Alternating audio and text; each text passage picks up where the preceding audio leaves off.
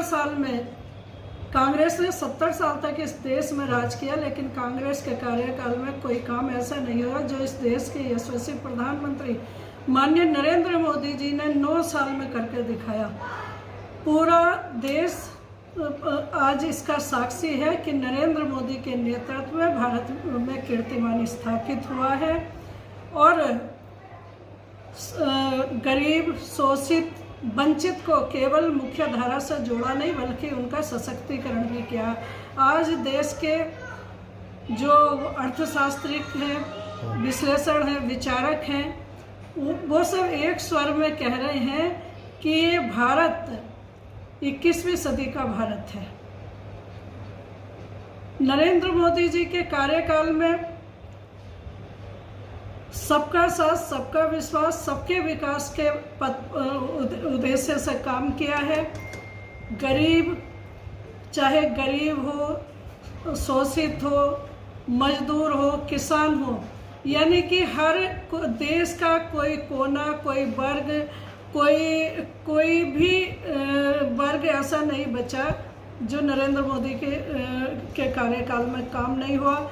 सबका साथ, सबके विश्वास पर अगर घर बनाने का काम किया हो तब सबके घर बनाने का, आवास बनाने का काम किया। शौचालय बने तो सबके शौचालय बने। सौभाग्य योजना के अंतर्गत बिजली का कनेक्शन मिला तो सबको मिला। उज्ज्वला योजना के अंतर्गत गैस के कनेक्शन देने का काम सबका काम हुआ।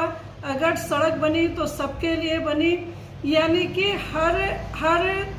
हर वर्ग को माननीय प्रधानमंत्री जी ने छूने का काम किया। जब कांग्रेस की सरकार थी, कांग्रेस की सरकार में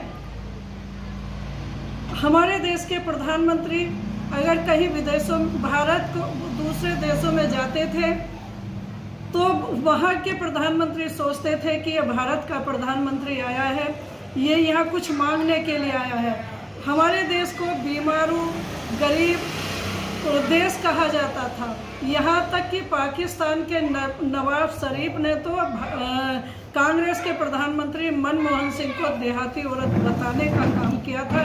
लेकिन आज इस देश के यशस्वी प्रधानमंत्री नरेंद्र मोदी अगर कहीं भारत से बाहर दूसरे देशों में जाते हैं तो उनके स्वागत के लिए पलक पावड़े बिछा करके उनका स्वागत करने का काम करते हैं। यहाँ तक कि उनके पैर छू करके स्वागत करने का काम करते हैं। ऑस्ट्रेलिया के राष्ट्रपति ने तो भारत के प्रधान